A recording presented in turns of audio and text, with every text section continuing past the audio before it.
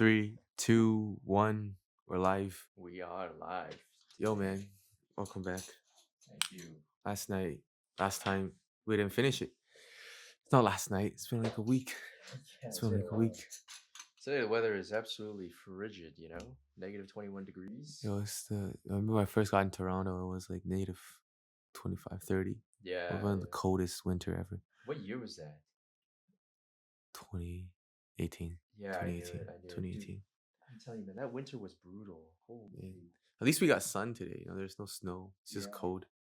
No, but it's normal like this. Like whenever the weather is like negative 30 degrees, it's like for some reason always the sunniest, brightest day ever, And then the weather's like 0, and then it's like super cloudy. It's like the North Pole, man. Yeah. It's like the North Pole. Yeah, it's always like that. Yeah. Man, we were talking about a lot of stuff last time, man.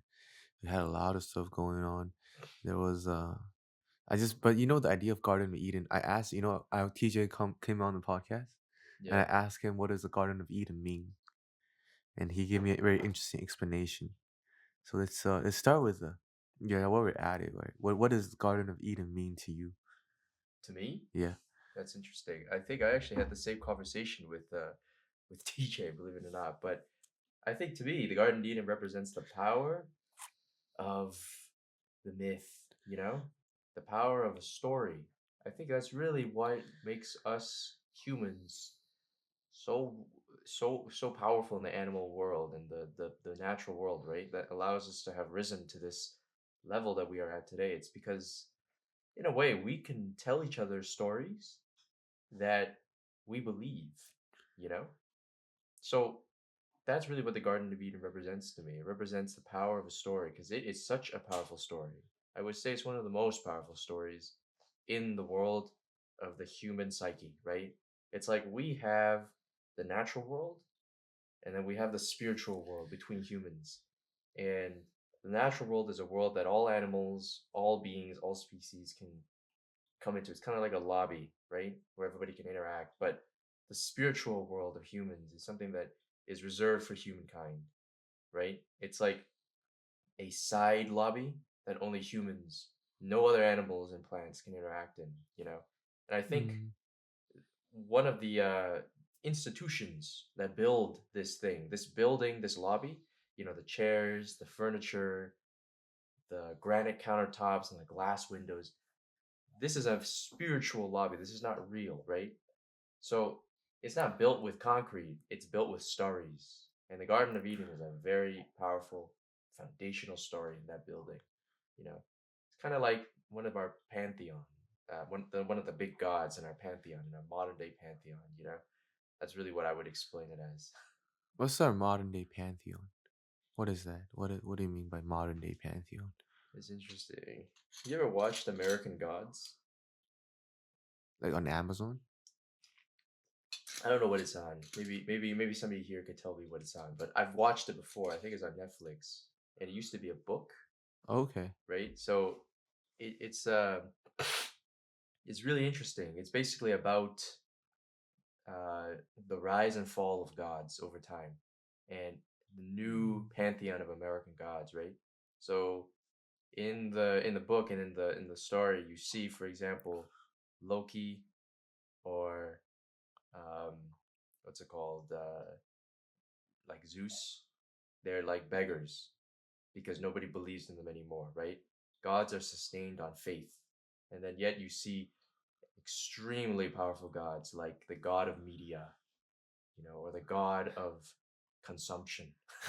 Like you have these guys, like the god of capitalism, or the god of humanism or something. So I think that's really interesting. I think when we look at stories, right, like the Garden of Eden, that really represents to me a brick in a beautiful building, and this building is made up of many many bricks, many other stories, right?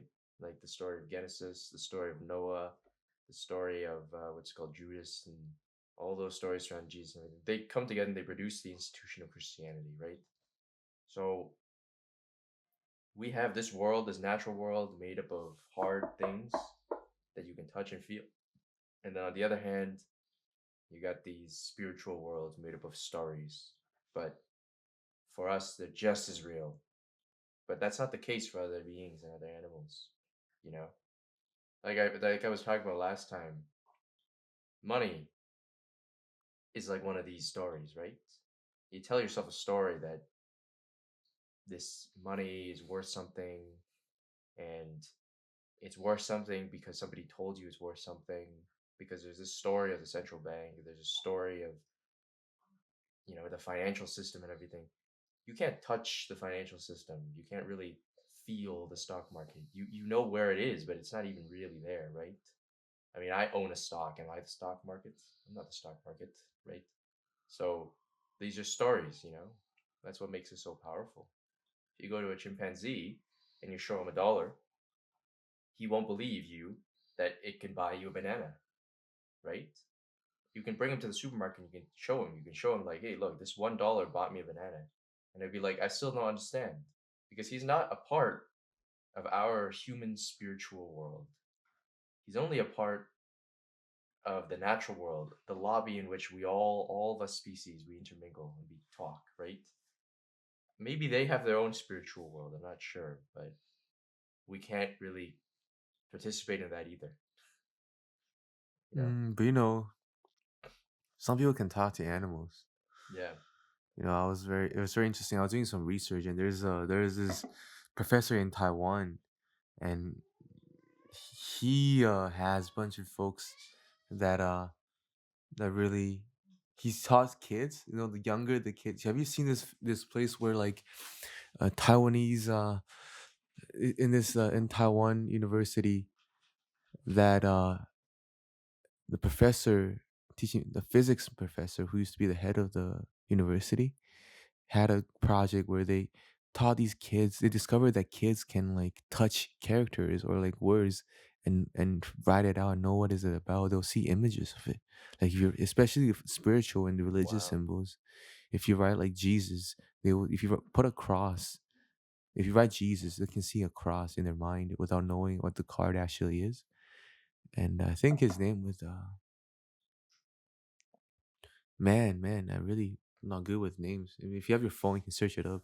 It's like Li Pei Cheng Neat.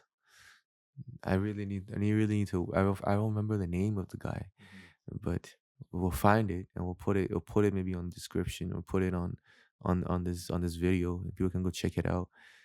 But I was also, you know what I mean? So it's like, how do you explain that? Like he explained it with science, but these are things that science are trying to figure it out. That's so interesting, right? You ever heard of the idea of the collective unconscious? Have you heard of that? Oh yeah, Carl Jung. Yeah. I was about to mention it when you said like Yeah. human, we have that collective unconscious. Because I was saying, what if we have it unconscious with just all the species in on Earth? What Yeah, if it's yeah, like yeah. Avatar? I know what you mean. I just don't think that it's as strong, because it's much easier to build a connection with another human than another animal, right? And so the collective unconscious there is going to be just stronger in general. But what about like Tarzan? You know? Yeah, yeah. You heard of those feral animals? I mean, feral humans. Those Yeah, babies that are raised by wolves, right? You ever heard of that? they can't speak. Yeah, Once they get past a certain age, they won't be able to really to speak anymore. yeah. Yeah, but it's so messed up, right? Because I remember a lot of the times what they do is, especially in America, they when they find these kids, they just rescue them by killing all the animals, that they grew up with, and then these kids usually, get very depressed and they never have a good childhood. They just commit suicide or something in the future. It's very messed up. So Man, it's like imagine killing your mother and father and saying yeah, and we've say we come here to rescued rescue. you. Yeah, Yeah. that's messed up, right? So It's very American. Huh? if these people understood this concept that we're talking about, the collective unconscious, right? They would not have done that, because I think what these children represent is something very special. They're like a bridge, They're like a bridge between our collective unconscious and the collective unconscious of whatever they were raised around, the wolf collective unconscious or something, Oh you know. yeah. But they don't. I guess we as a species, it's our fault. We are not developed enough to understand this. You know, Well, but that's have you ever done hypnotherapy? no. Have you ever done psychedelics? Yeah, yeah, yeah. I've done both. So you done hypnotherapy? What is Yeah, that like? I have a friend. You So he know, did it on you? yeah, it's a lady actually. It's a 50-year-old Korean lady, Jeez, that's the real and shit right there. she's yeah, that's some real stuff, man. Yeah, And then I did some crazy hypnotherapy experiences. It's called hypno quantum healing hypnotherapy. that sounds so Quan- like that sounds QHHT. Yeah.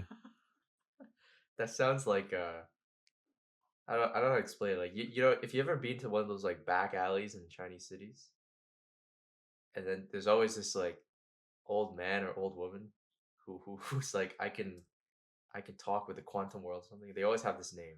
Quantum psychotherapy healing sage Buddha. Something like that, you know.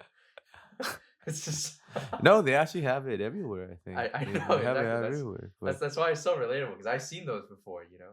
Like I've seen in these in China, Canada. I've even seen them in like Koreatown. like So psychic and stuff like that. yeah, yeah, Actually, I went into one of them, right? Because I was very interested in it, and I was like, and I feel like I have psychic ability, but I don't, folks. I feel like it. I feel it's something you can feel. Like I feel like I have psychic ability. yeah. I So used to feel like that when I was a kid. Yeah, no, but I think we all have psychic. What is psychic ability? Is just like your sixth sense, like your intuition being very strong. yeah, yeah. So you Exactly. gotta trust. Sometimes your intuition, you gotta really trust your intuition. It's like Plato. I was reading Plato, and Plato said he always trusted that voice in his head. You know, Yeah. about Socrates actually. Oh, we gotta re-record this now. How do you Is know? How do you know it stopped? there's a thing coming up. How do you just know that? I glanced it. I saw it. I saw it with my sight. Oh wow. So Yeah. what's the cutoff for this one? 30 minutes? No, haven't been 30 minutes. 10 minutes. 15 minutes. Oh man. You gotta bring that phone, bro. Yeah, I You gotta do. bring that phone. Oh, one sec. Let me respond to this guy's message. Oh.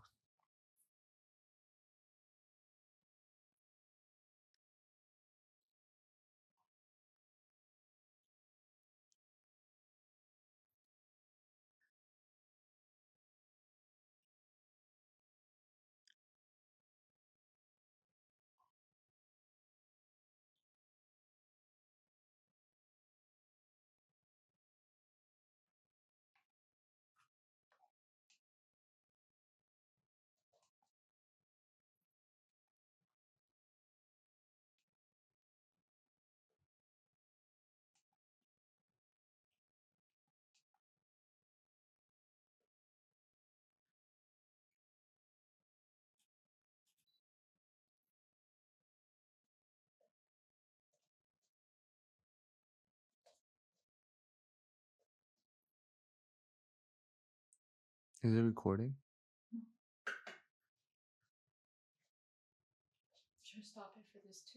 No, no.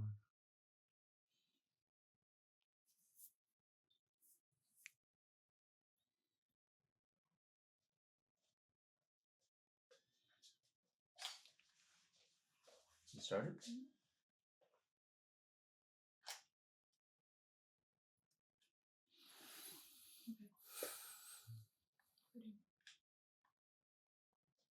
Let's go. So I'm making many episodes. Having little video clips. Yeah.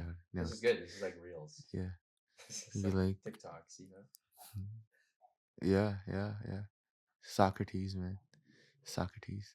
Yeah, so what Yeah. about Socrates? You listen to the voice in his head? No, he came to me one day, man. He came to me and just said, like I heard his voice. He just built the crowd like I'm Socrates. So I wrote a song called "Built the Crowd Like Built the Crowd Like I'm Socrates," and it's supposed to. It's like I was imagining that Greek auditorium, and where you're like a Greek old guy with like a beard and Socrates, just very animated, like an anime character, Mhm. just in the center, just talking, and everybody just listening to him.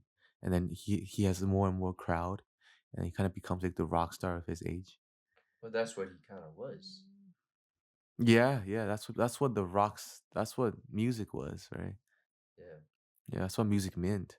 yeah. Yeah, and now music, we give these ideas meanings because people from, like, with the whole I was telling you about yesterday, the whole the creative collective, with everything that I'm trying to do, with really, you know, with bringing I want to build a place, a community where people of, like, people like us, people with a passion of just in general things. Mhm. But I guess, I was telling folks that especially I want to do it for the Asian people, for our people, for Asian people at first, because I really feel like, it's like this whole Greek ethos idea of what is ethics, and what is aesthetics, and what is the meaning of art is not being that well known in the East. And that's why, you think of like geishas, you think of like wuji, you think of like, they think, for those who don't know, they think of like art, and people who does art is like a sort of G, right? Not the not the prostitute G, but the well, yeah, that the prostitute G, actually, yeah, it is a Yeah. prostitute G. So, Yeah, so what does chi mean? Like artist? No, right? G means somebody who uses who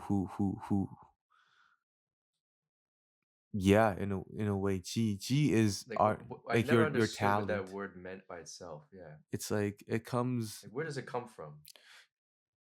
That's a good question. I don't know. I actually don't know where G itself come from. I Mhm. know because in Japan they actually used to you sometimes use G as the as the last name G. The royal last name of the Zhou dynasty.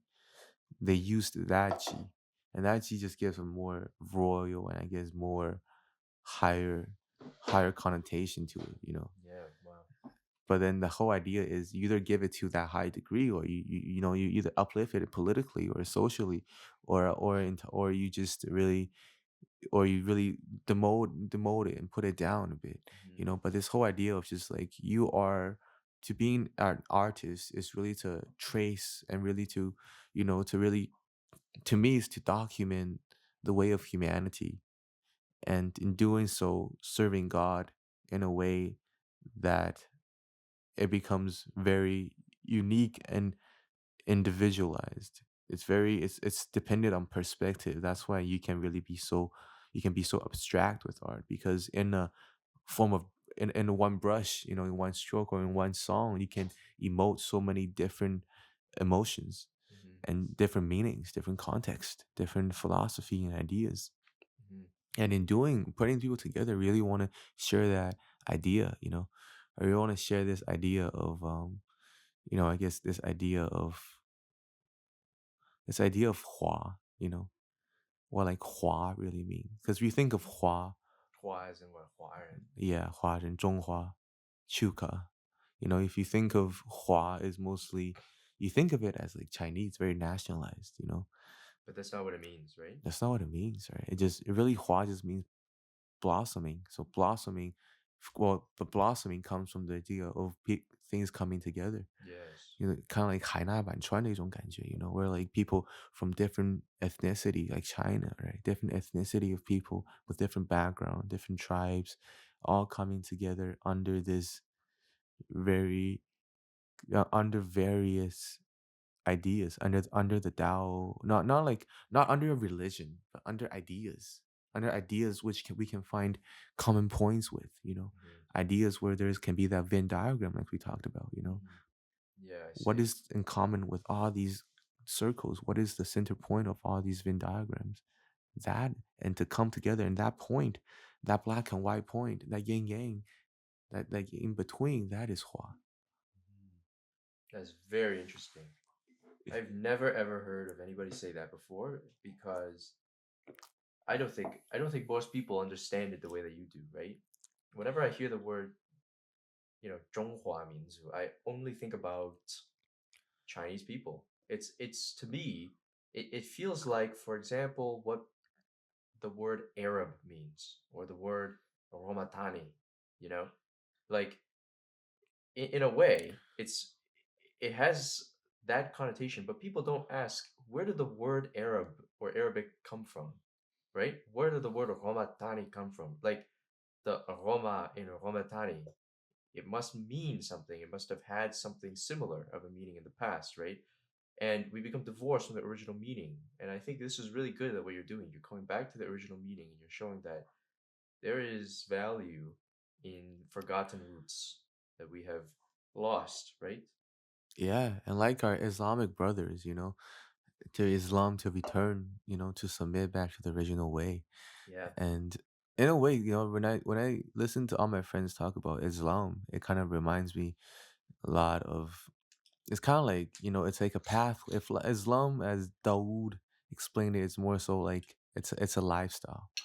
It's a lifestyle. It's a way of life, not a lifestyle, but a way of life. Yeah. But that way, as in path, is the manifestation of the multitude of the Tao, Yes. because Yes. the Tao can be expressed in infinite ways. That's why Mhm. Lao Tzu call it the Tao, is because no matter which way you take, you get to you're on the Tao, you're going to the Tao, and you're not, you've been on the Tao since you were born. And that Tao is kind of like, it's the flow of things, it's kind of nature. It's like in a wave.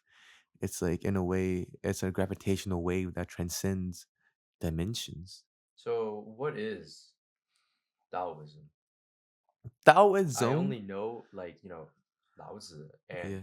I don't even know where he was born. I don't know when he was born. I don't know anything. I just know this Yeah. guy was an important member of Chinese civilization.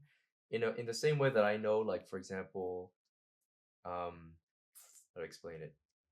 In the same way that I know, like, yeah, okay, in the long distant past, there was some guy called John A. McDonald. I don't know where he came from though. You know what I mean? Obviously, I know where he came from. Okay, but that's kind of what I'm trying to say.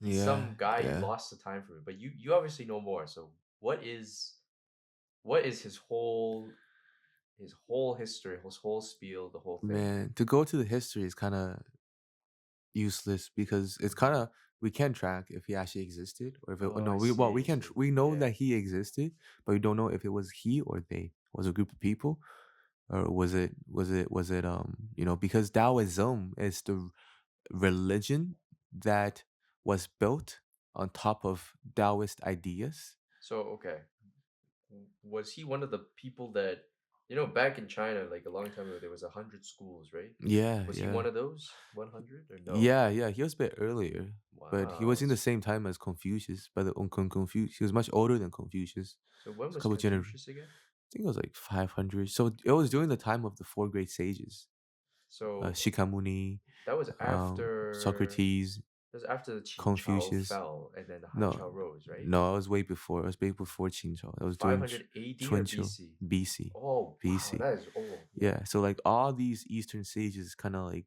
Mhm. they all came at the same time. So Confucius, Socrates, Shikamuni. Shikamuni, who's that? So that's the Buddha. Really? Yeah. Why do they call him Shikamuni? Shikamuni. Yeah, it's Oh, a Japanese. Well, they uh, Japanese romanticized. Now it's yeah, just used. Yeah. yeah. Shijamu. Oh, I see.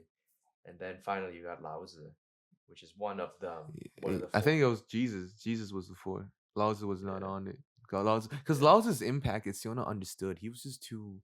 The way of Esoteric, Tao, right? like, people don't like the Tao, because you know how, like, Confucianism was then used into, like, It became almost like a political, state religion. Yeah. not like a state religion, but a very efficient state instrument that can be manipulated into a way of ruling. Yes, exactly. Because they're using legalism, right?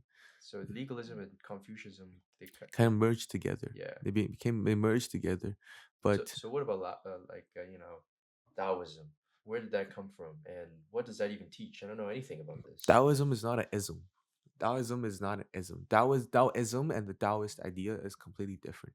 Wow. Taoism Hmm. is using the Taoist idea in doing in doing alchemy, Chinese alchemy, really. Okay. They were trying to use chemistry, use all the science they have at the time, to transform metals into pills that could be used to enhance bodily movement, So whether what was the through spiritual aspect of it? this. Taoist ideas? What are these things? And why are they so Man, impactful today? it's not really. It's very hard to really encapsulate. So what's and the way of the Tao? and I don't. The way of the Tao is that there is no way of the Tao. because to emphasize there is a way, then you're blinded to the other ways. Wow. So, you essentially Wow. it's like the universe is black, right? And Mhm. there's stars everywhere. Each star is a pathway. It's kind of like you can really think of it in layman's terms, I guess. You can really think of Albert Einstein's relativity theory into it. Kind of, and then Everything's relative? everything is relative, but everything in that relative perspective, you can find a pathway to it, which can lead you to other things. But eventually it all goes back to the Tao. So the Tao, and going back to the Tao. So when the Lao Tzu said the Tao and a Tao, like a Tao is just the pathway, but the Tao is the pathway they all lead to. Lao Tzu don't know what to name it because he realized naming it is useless, because once you name things, you kind of like limits things with language. We just Mhm. call it the Tao. It's like we just call it like Gamma. We call it Delta. Mhm. That's just he called it Tao. Is it similar to the Hindu idea of atmos? I'm not familiar with that. What is that? So basically, they say that we're all droplets of the internal universal soul called atmos. So that's what it is, right? So basically, we get reincarnated. If we do good in this life, we get reincarnated as a better thing in the next life. Eventually, you stop being reincarnated. You rejoin the Atmos. So everything is trying to get back to the Tao, I guess. Is that kind of what it is? We're all circles trying to find a way back? Man, I think that gets really a little bit more religious than anything. Yeah, yeah, exactly. Because sure, that might sound good, and that might be a universal. You might be promoting universal love, and I guess in a way, if you want to promote universal love, you have to use your way that you got universal love. Because for everybody to achieve and to understand universal love is completely different. Yeah. It's like some people might feel it from a mother, but somebody might have terrible mothers, so they felt it from like another person. Some people might feel it from themselves, and they might have to go through X amount of event, or people went through Y amount of events. It's really subjective and it's really relative. You can't really put like an equivalent value to that, because in essence that is, well, the Hindus, for example, will use idea of karma, right? So Mhm. Islam is Buddhism. Your karma is different. So what if you, though you're kind of like in Matthew 3:16. I don't know, I'm definitely wrong. Like the more you have, the more you'll be given. The Mhm. less you have, little will be taken away. In the Bible it was said like that. you The know more you have, the more will be given. The less you have, the more will be taken away. the less you have, the little bit that you have will be taken away. Wow. Kind of like, it's like this idea of exponential growth. You Yes. really think about it. E. Yeah. Yeah. So it's like, so that goes back to the question of like financial system and capitalism. Like, what is capitalism? I sometimes I joke about it. I call capitalism the colonialism remixed, because it's kind of like a remix, though. Yeah, You yeah. know, I see what you mean. I think so there's all this baggage on top of capitalism. If you want to talk about what real capitalism is, you got to realize what real capitalism is. It's not the same as what we have today. You know, like I don't want to be that guy who says, "Oh, we didn't have real communism or whatever." But in a way, these ideologies like communism and capitalism and stuff like that, even Christianity and Islam or whatever, these ideologies are perfect. The reason why they never work out is because we are not perfect. They always say that evil comes from the hearts of man, right? Evil comes from within, not from without. It's not like Manichaeism where there's like an epic struggle between good and evil. No, that's not really what it is, right? but you're the first guy who speaks of Manichaeism. Eventually went to become part of Buddhism. It did, yeah. Yeah. I think Manichaeism used to be one of the most powerful religions in the world. It really was. But it was wiped out. Like it came from Zoroastrianism, right? And then because of numerous things that happened to the Sasanian Empire and whatever, the cradle of Zoroastrianism died out and this and that. But I really think that going back to the point, right? The idea of capitalism is good. Capitalism is a good thing. It's just we make everything bad. not just capitalism. We make everything bad, you know? Like, you take an idea like communism, right?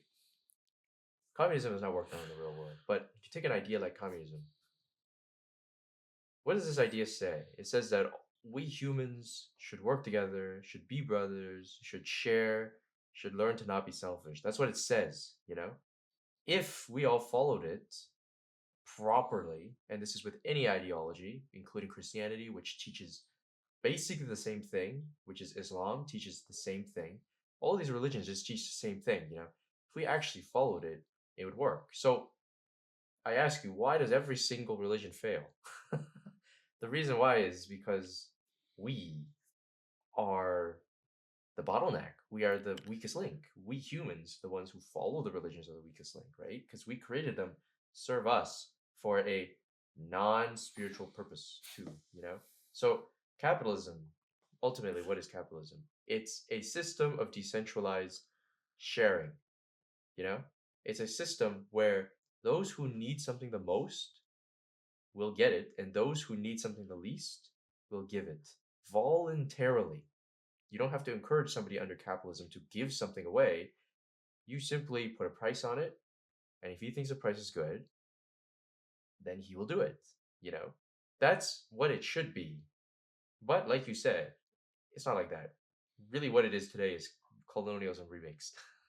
It's very interesting, right? It's like almost imagine if somebody created a new version of Christianity or a new version of Islam. Okay, they called it something like um, Godism or something like that, you know? And it has all these beautiful connotations, but what it really is just the corrupt Catholic Church remixed. So then a lot of people grow up thinking that Christianity is bad, but Christianity is not bad.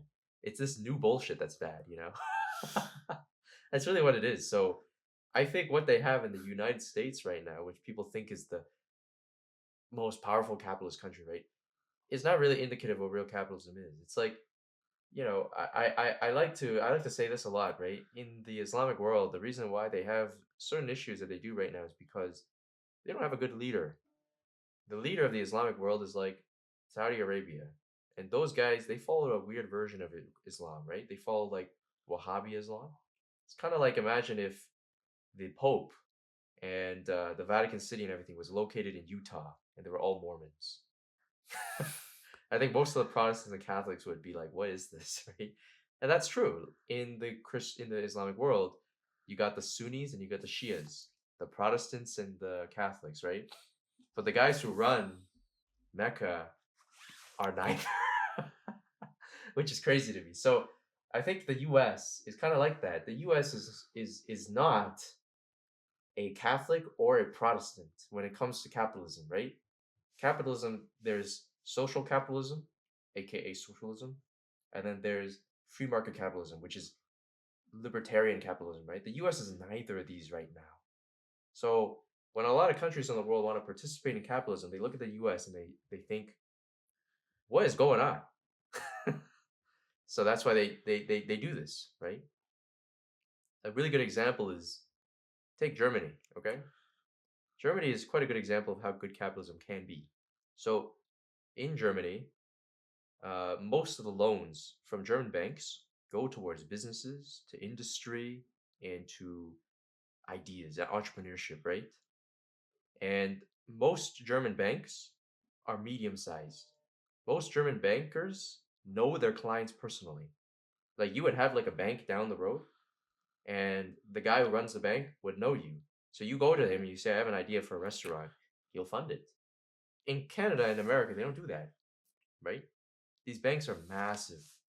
They're $1 trillion companies. So when you go to this bank, you go to the manager of the local branch, you say, I want to start a restaurant. He doesn't know you. He doesn't know who you are. He doesn't know your background. He knows nothing. And even if he does know you, he has to report to his manager, which probably doesn't know you. And his manager has to report to his manager, who probably doesn't know you. Until you get to the very top, the CEO, CFO level, they definitely don't know you, you know? And when they do know you, then there's all these rules and regulations and red tape that they have to cut through. So it doesn't work out anyways, right? So what do they end up funding? They end up funding extremely conservative, extremely safe options like housing. Everybody gets a, they only like to fund like a 3,500 square foot house, right? Because it's so safe, you know. And this is a really big problem, right? This is why our economy, our version of capitalism, is so bad, right? In Germany, you have a small country that has managed to become a manufacturing superpower. They're the size, by the way, of like New Brunswick. You know, they're the size of like a Florida, and they're able to do that, right? So because that's what real capitalism, or there's no real capitalism. That's what more pure capitalism looks like. What we got here going on is like crony capitalism. You know what I mean? That's Wh- what it is. Rebranded corporatism, colonialism, crony capitalism. I never understood what crony mean. Like the word, or Yeah. so crony means the noun means somebody who is corrupt, a minor corrupt person under your control. What You is know, what do you mean by minor corrupt?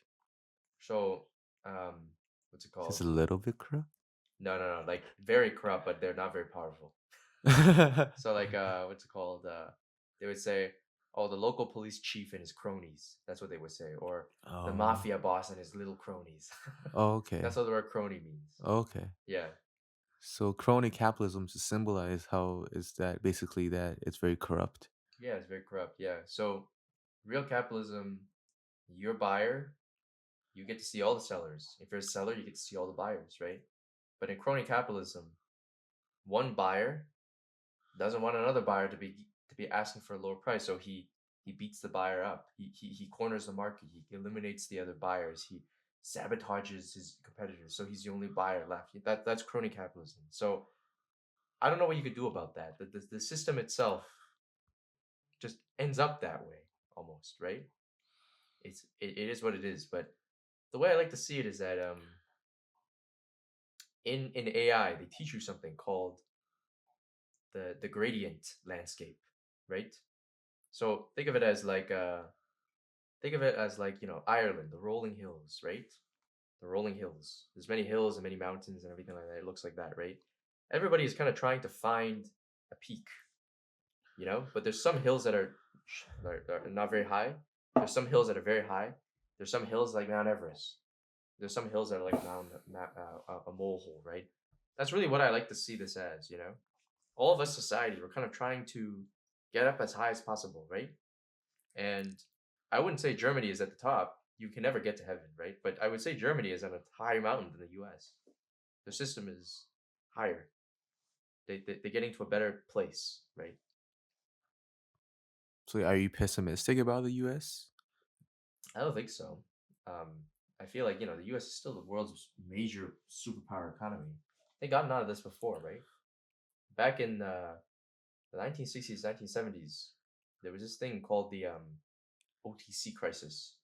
You know, OTC stands for over the counter, right? So, when you go to a pharmacy and they sell you over the counter drugs, you don't need a prescription, right? Now, in the US, they were setting up these hidden OTC exchanges. So, normally, you want to buy stock, you go to the New York stock market, you buy stock. You can see all the sellers, right? All the sellers can see all the buyers. It's like that. But then these people started setting up their own little mini OTC exchanges on the side, which you know was controlled by the buyer. So sometimes you would have like a guy coming in, and he would control who was buying or who was selling. It was super shady, right? Now this was getting to a really bad point. Eventually, what happened was the SEC, through a lot of litigation and a lot of fighting and everything, managed to get this shut down. So the U.S. was able to enter another period of economic growth. What's really interesting is whenever crony capitalism gets defeated, the whole system grows. The last time crony capitalism got defeated was in the 1970s. It was a combination of, the super high interest rates and the stagflation crisis and everything like that. What came afterwards? What came afterwards was the glorious 1980s, the defeat of the Soviet Union, the Ronald Reagan eras, the tech boom, the rise of the internet, the the rise of the tech giants of today. All that came because of this. You see what I mean? So crony capitalism is bad, but when the U.S. fixes it, which the U.S. has done many times, they grow, right? It's like a cycle, you know? I guess, tough times create strong men.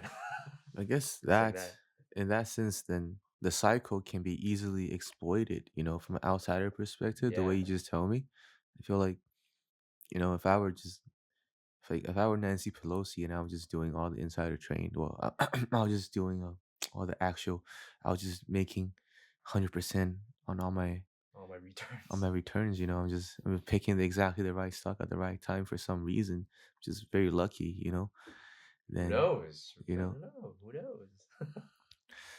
Shouldn't somebody like that would really be profitable and really be benefit from this cycle, because the cycle is in a way has a date and it's set up by these certain players that Yeah. is executed on a certain time, which they all are previously aware about. And isn't it just, if that's the case, isn't just the people that's going to be suffering in the end?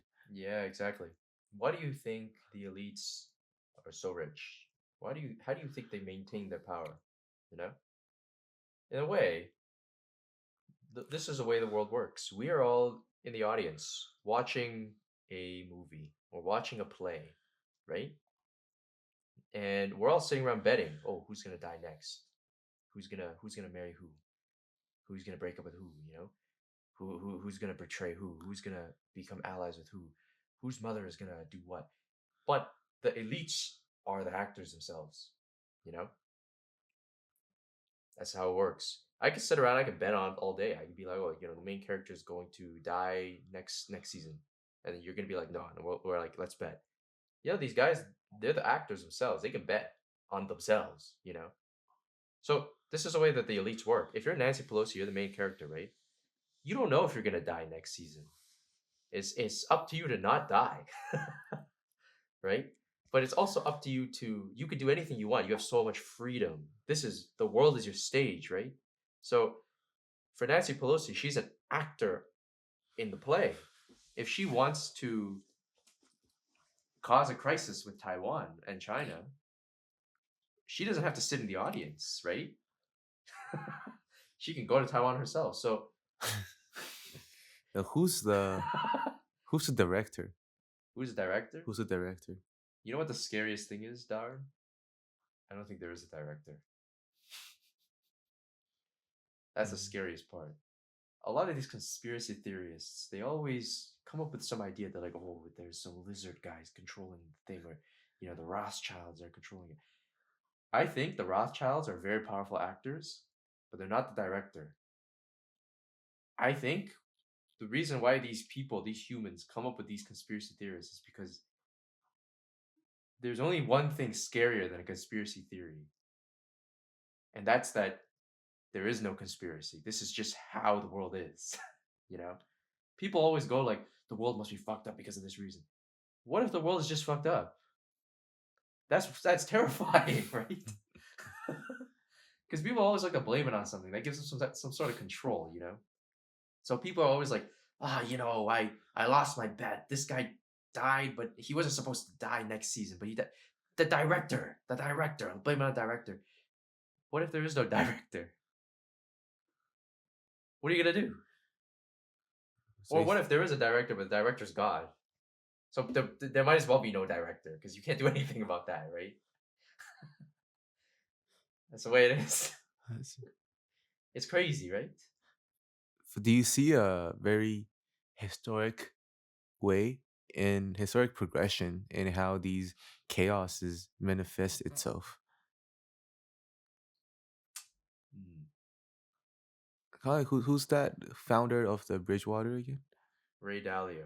Ray Dalio, yeah, Yeah, like the Ray Dalio perspective. yeah. So he has a good point. He has a good point. But his research is like, if this is history, he's like that. You know, Human history is what, 10, 20, 30,000 years? This guy studied the last two empires. Like he studied the British and the American ones, right? So in total, that's like what, 600 years, 300 years compared to 30,000 years. You know what that is, man?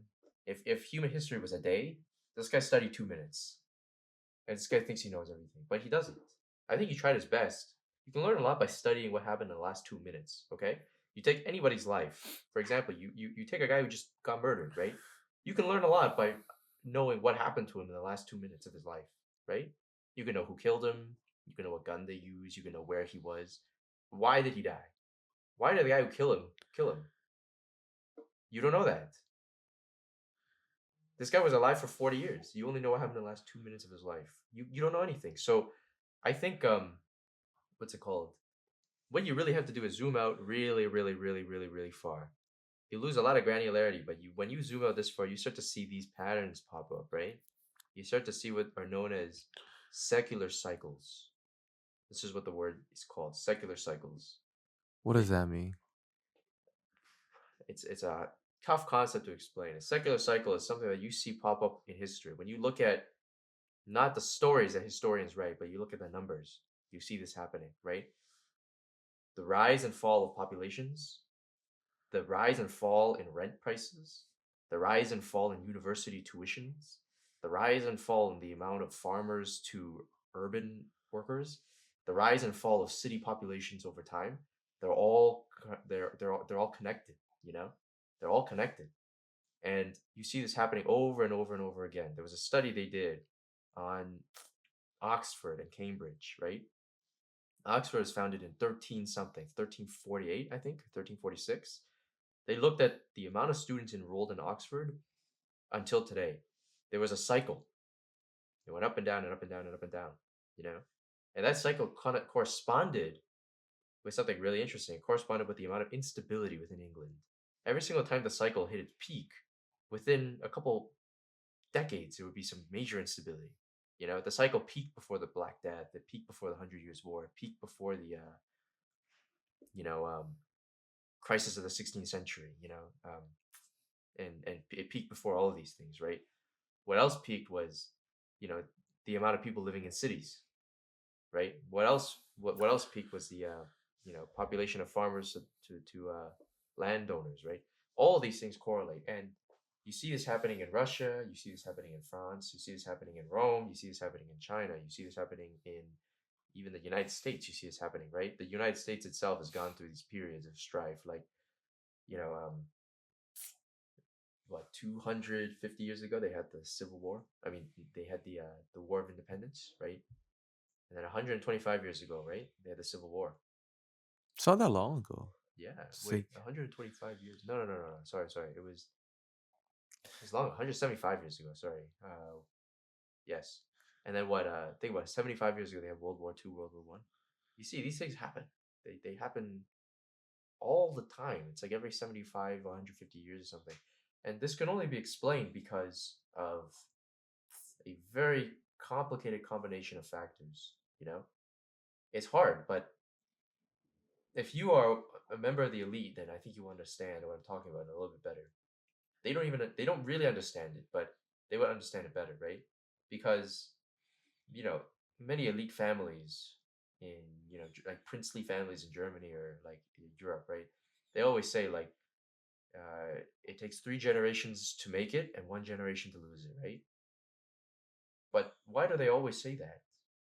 You know, why is it that in every single society it's always 3 generations, 1 generation? Isn't that interesting? If you really map it out, what is that? 125 years, right? That's one secular cycle. I think it really boils down to the fundamental fact that humans die and their memories are forgotten and lost to time. That's it. You know, across every society, across every single society, there are very few things that unite them together. There are very few things in the Venn diagram, right? But what are those things? They could tell us a lot. What are those things? Societies are built by humans. You don't have like a chimpanzee society, for example. Um, we actually do. Yes, we do. that's true, but you don't have a Yeah. chimpanzee country there. We should build one for them. Yeah, Rise of the Planet of the Apes. So they're made of humans. Humans die. After humans are dead, their memories are gone. You see those three things? But we're finding ways to preserve memories much better. We are, and that's why I think this is so interesting because what changed right around the age of the four sages? You know, what changed around that time? It was a rise in Climate, isn't it? Well, Climate change that as was one well. of the reasons. That was one of the Cli- reasons. But that's something we can't control. What is something that we changed? We started forming empires around that time. Yeah, Yeah, exactly. globally, We basically went from kingdoms, kingdoms and little really. petty kingdoms into empires, right? The reason why was because across the civilized world, for the first time, farming became the dominant form of gross domestic product. In the past, when farming was just being invented, right? Like Göbekli Tepe 10,000, 15,000, 20,000 years ago, like they had some farming, but you only had farming in a few places. Like you had some people in the Yellow River farming, right? Rice. You had some people in Egypt farming wheat. You had some people in Iraq farming wheat. Where was the majority of the world? They were just hunters, right? What happened around that time? A seismic shift in the way humans live, in the ways humans record, and the way humans speak and talk happened. Before then, nobody really wrote anything. Nobody really recorded anything down. The moment recordings, records, these things came up, writing was invented, history was invented, right? If you look at, for example, Alexander the Great, what did he do during his conquest? He had like 1,000 wives. Well, that's one thing, but when he hit Europe, Egypt, right? That was the first thing he did. The first thing he did was he visited the tomb of Ramses the Great, and Oh, he crowned himself as Alexander the Pharaoh of Egypt. And then he went to Persia. He took at the capital of the Achaemenid Empire, and he crowned himself the Shahanshah of the Persian dynasty. Right? So how could he have done that if these people didn't even know what the Persian Shahanshah is? The only reason the Persian dynasties had this idea of the Persian king was because they started writing it down, you know? And when you start writing things down, you are able to record memories, memories that live beyond the age of the person who made them. And today, with the rise in the internet, with the rise in AI, with the rise in hard drives and CDs and digital communications and digital storage, this is kind of like that, except even more powerful. So, why around that time did the four great sages appear? I don't know. There's many possibilities. In my opinion, it's because there were many great sages throughout history, but around that time they developed the technologies to record them, right? So they were the ones first to have their memories passed down. But today, we're in the exact same period. We're like in our version of that. It's been 300, 400 years since the Industrial Revolution. Now, the world has gone from largely farming to largely industrialized, right? In the same way that in the past, the world went from largely hunting to largely farming. Right when that happened, the great sages appeared, the axial age happened, the pivot of human history occurred, the empires formed. Humanity changed from what it used to be to something it did not recognize anymore, and it went in a different direction. So I think that's what's going on with us. We're about to go in a different direction, in a very different direction. going to the stars, man. Yeah, It's like, Parastra. do you think? Yeah, maybe eventually. You know how like in the indigenous tribe, the becoming of age ceremony is when you take ayahuasca, which is a form of Really? psychedelics. Yeah, yeah. Isn't that Yeah, in the Amazon? yeah, in the Amazon and also I believe in Native American and Canadian tribes. I'm Hmm. not too familiar with that, so if anybody can help me out, that would be nice. But I know definitely in the Amazon, and Hmm. Amazon has these crazy technology. You think of the Aztec and the Incas and the Mayans, the things that they came up with. So many lost history there. Yeah. City built of gold. Yeah, El You know, Dorado. El Yeah. Dorado. Yeah. What's crazy? Um, for hundreds of years, they thought El Dorado was a myth, right? Oh yeah, until they actually found it, but it They was all found it, covered in yeah. the rainforest already, right? Yeah, no, they Yeah. haven't even been able to go there yet. It's in an area that is impossible to get to because there's so much rainforest around it. But you know what LiDAR technology is? Yeah. So they recently got a plane to fly over the Amazon rainforest, and it was so lucky, but they found it by using a lidar scan. To give you an example of how hard this is, it's like finding a needle in like it's like finding a grain of sand on the beach, because the Amazon rainforest is massive, dude. It's half the size of Brazil. It's like imagine Alberta, Manitoba, BC, and Saskatchewan, the whole area. combined, right? Can you say in like American states? I have no concept of Canadian provinces. Yeah, it's like the whole Midwest. The Oh, whole okay. Midwest. It's Okay. like everything from Texas, all the way up to Montana, the whole area. Boom, Colorado, Wyoming, Utah, Nebraska, Kansas, everything. And you got one little plane, like one little propeller plane, and it could scan an area a kilometer wide. It's just like, in that area, you just got one plane. It's crazy, right? And they found it. And they found it. But what they found was a massive pyramid. And then when they came back and kept scanning it, they found a whole series of pyramids in a massive city. They found gold and everything down there. So this was not a lie. This was real. That's what happened. And Smallpox, huh? yeah, exactly. Fucking smallpox. You know what's crazy, right? Like what happened was these Europeans or these explorers, the conquistadors, they never even got the chance to meet these people. These people never even got the chance to meet the Europeans or the Asians or the wider world. They all died out. And what's it called? The smallpox that the Europeans spread on the coast managed to find its way in. And these guys didn't even know why they were dying or whatever, right? But what's it called? It's just such a tragedy to me because imagine building up a massive civilization and you don't even know why it's falling and you never even got the chance to meet the people around you. It's like imagine if a plague hits Earth, a massive plague hits humanity, we all die, right? And then only 50 years later, the aliens that spread that plague to the solar system, they land on Earth. They're like, oh no. They never got to know that there was other species that were intelligent. That's such a tragedy to me, but Man, actually, there's evidence finding in Mesoamerica that the Shang Dynasty, there was a lot of people in the during the Shang Dynasty, they were there and had a civilization wow. continuing there. So right now, people in China, the archaeologists are trying to find the links between Mesoamerican civilization with Chinese civilization, and it's Yeah. very interesting, because there's a lot of pyramids in China too. Yeah, yeah, There's yeah. a lot of pyramids in China. I mean, Most of just them are pyramids not everywhere, really. in a way. Yeah, yeah, Yeah. yeah. There's apparently I found there's another Sphinx Mm-hmm. as Yeah. on the equator. I think it was a little bit higher up. Yeah. I think Bulgaria. Yeah, Somewhere yeah. around Bulgaria. You ever heard of the story of the Chinese coin armor from the West Coast? You ever heard of that? That's the Shang Dynasty. Exactly the stuff that they found, right? Yeah, Like yeah, they found yeah, in American West Coast, they found yeah. Shang Dynasty Chinese stuff. Yeah, no, Yeah, but yeah. but it's even more intense. The Tinglets and the Haida. No, it's that. So they were like powerful uh, British Columbia indigenous like tribes in the area, right? They formed.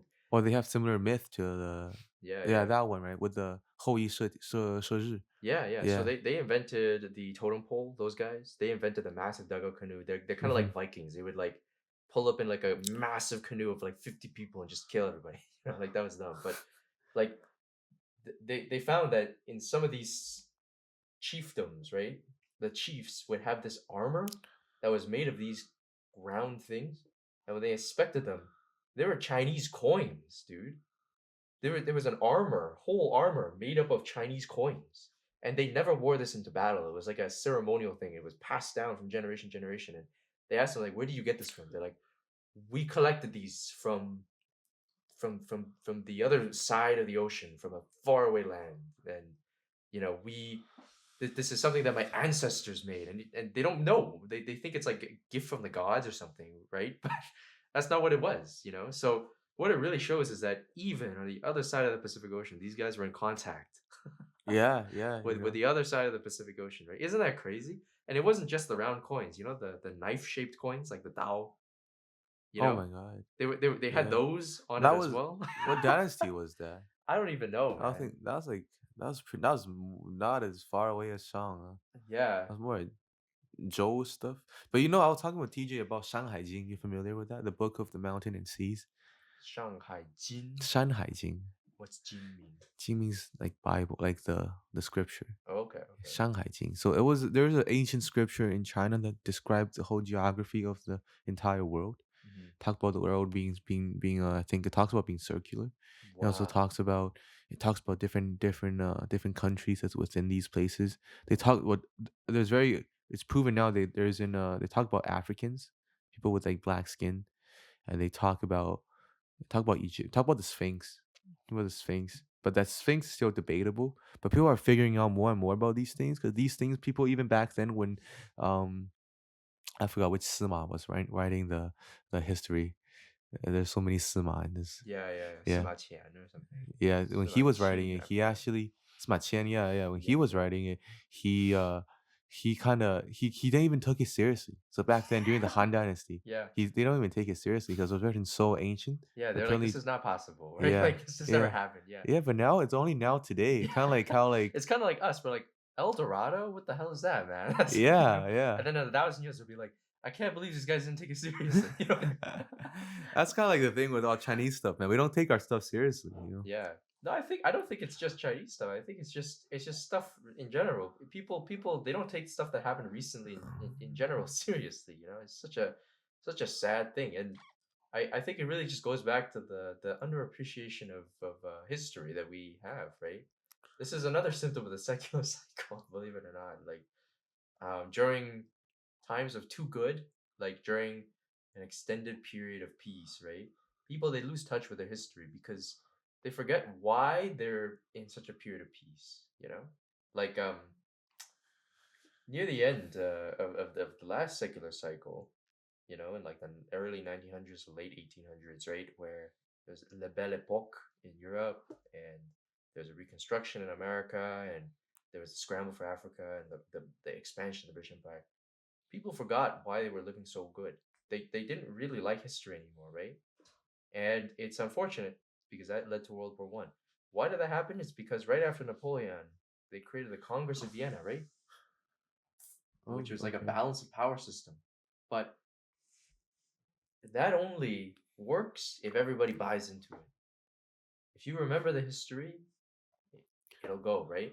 It'll work out. So when you forget about it, then that's when the bad stuff happens. A really good example is in our secular cycle, right at the end of World War II, there was a master diplomat, the Prime Minister of Finland, right? He convened a congress of every single major power in 1955. And he knew that it's because every single major power,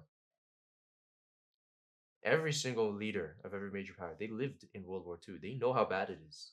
So he got everybody together and he said, let's make an agreement to start the European Union, to start the United Nations, to start, all these things, right? So that's where all these things came from. And now we've forgotten that. 50 years ago, if I said, in the spirit of Helsinki, everybody would understand. Who understands that today? Do you understand that today? The spirit of Helsinki. No, what does that mean? It's been lost to time. So there was a conference in Helsinki, which is the capital of Finland.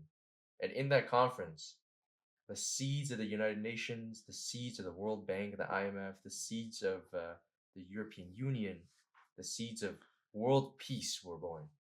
And now we've forgotten, you know? Like, for example, I think 10 years ago or 15 years ago, the flame was still flickering, right? When they signed the agreement with Russia to buy gas, Germany and Russia, right? Germany said in its manifesto why it did that was in the spirit of Helsinki, we want to create a European continent free from war. We want to tie the great economies together so that war is now unthinkable. And now it has happened. Vladimir Putin, he was not alive during Helsinki, you know? This guy died. This guy was born after Helsinki, right? So that's what it is. So what is the impact of Russia invading Ukraine? Like what like both from like Russia's perspective and also from Europe and also from a world perspective. So if you start with the Russian perspective, this is a well, there's a lot of propaganda. Okay, so people are going to disagree with what I'm about to say due to that. But in my opinion, and in the opinion of most elites, as in most military um, leaders around the world, this is a disaster for Russia. This is a absolute disaster because what Russia had was a fleet in being, quote unquote, right? A fleet in being is like when you have an army, but you never use it, but you just have it so people are scared. You know what I mean? It's like in The Godfather when they didn't have a gun, but the other guys they pulled up to try to shoot him up, they just used their hand like this and they put it in there. They did that, right? So they get scared. That's what Russia had. They didn't have a gun. They just had this. What do you mean by they don't have a gun? Like they don't have military power? They don't have military power, no. And the reason why is because well, they're not the Soviet Union anymore. They're not a superpower anymore. That's the reason why. Like they they they really went through a lot of shock therapy when Yeltsin was the president. He created a lot of corruption in the oligarchs, and Putin came in and destroyed the oligarchs, but he never solved the base problem, which was Russia lost its industrial edge after the Soviet Union collapsed. Isn't all the industrial stuff in Ukraine though? During the Soviet Union? Yeah, exactly. So that's why it's not all that was in Ukraine. It was kind of like all these countries that are independent today, right? They were all pieces of one big machine, you know? And Russia was like the engine. Like Russia was like the engine of it, but Ukraine was like the axle, right? And then Belarus was like the steering wheel, and Kazakhstan was like the tires. Like you can't run the car without the engine, without all of that, right? So when the thing collapsed, now everybody has to make their own car, right? And obviously your car is going to be worse. Like your job doing it by yourself is going to be worse than everybody doing it together, right? So before the war began, the world believed this. The world believed it. Russia said that um, you know we have the world's best hypersonic missile. They believed them, and they didn't just believe them; they bought it. People like India, people like Pakistan, people like Myanmar, many African countries. They didn't buy military weapons from the West; they bought it from Russia, right? They didn't buy from China either. If you look at, for example, who was the second biggest seller after America, it was Russia. That is power. That is leverage. Like if I sell you, you know, computers and I sell you like iPhones, whatever, that's not that big of a deal, right? If I sell you clothes, that's even less of a deal, okay? But what if I'm your biggest seller of guns? Oh shit, yo, you do anything to make me happy, right? Because I can say I'm not selling you guns no more. I'm gonna let your neighbor kill you then. Oh, you don't want to listen to me? Fine. I'm not sending you any more weapons, right? And to a country like India, you're surrounded by China and Pakistan. Are you just gonna say fine? You're not. Who are you? Who else are you gonna buy weapons from? There's nobody else to buy weapons Why from. don't you just buy it from America? Well, because political reasons. You can buy from America. America is willing to sell it to you, but there's also other reasons. Like all your weapons are Russian. They designed their weapons on purpose to not be compatible with American weapons. It's gonna take you 10 years, maybe 50, maybe 20 years to switch your whole army over to American weapons. In the meantime, what if China invades you? Half your troops are using American weapons that don't work with the Russian weapons. The Russian guns have no bullets because you only have American bullets. The American guns don't have Russian bullets. You know what I mean? Like you got all this going on, right? So American and Russia only two countries. What about Britain? You think does Britain still do anything like that? Like, what Yeah, about traditional European countries? yeah. So the traditional European countries, they don't give you the whole package. Okay, the only two countries in the world that give you the whole package, America and Russia. They can sell you the tanks, the guns, the planes, the ships, everything. They can sell you a whole ecosystem. It's like they're the only guys. Like it's like Microsoft and Apple. Like Apple has an iPhone, iPod, iMac, a Mac, everything, right? An iWatch. But the European countries, they don't have that. They only have a phone, or they only have a computer, or they only have a watch, right? So if you look at Britain, for example, um, Britain produces some of the best ships in the world, right? Even to today. Even to today, yeah. So Britain and Italy, I believe these two guys. Actually, it's mostly these two guys. They're the largest exporters of ships. Italy has a company called um, what's it called? Marionette, right? And they produce this thing called the Frem frigate. Egypt, Australia, no, Egypt, Morocco, Israel. Everybody uses this ship. Everybody buys it from them. Even America is buying them because America has realized that Italy produces better ships than them. So they're buying the Frem frigates, right? But they don't have the full package, no. So if you look at, for example, France, right? What they do is they produce planes. They produce the Salt Raphael. It's a 4.5 generation fighter. It's very good, very good. It's better than the F-16 from America. It's better than the Su-27 from Russia. It's better than these guys. So it's the only thing it doesn't have is stealth, right? So that means that it's a generation behind, but in that generation, it's the best, right? Sweden, they produce the Archer artillery system. It's like the one of the best in the whole world, you know. And they specialize in artillery. They specialize in the Melanior mortar system. So this is what these European countries do. They pick one thing and they specialize in it. And because they have a network, right, within Europe, they can all fill each other's needs. So that's So how they prevent war and stay united. yeah, so that's how they prevent war exactly. So for example, Airbus, right? Airbus, I believe, is like a European consortium, and Airbus produces military weapons as well, right? So um, the Eurofighter, it's a very advanced plane, right? The Eurofighter, I believe almost most of Europe uses this plane. It's produced in partnership between Italy, France, Germany, and Britain. So these guys are not going to fight each other, you see, because their military companies are all integrated, right? In Italy, you got a company called Leonardo. In Britain, you got a company called British Aerospace Engineering.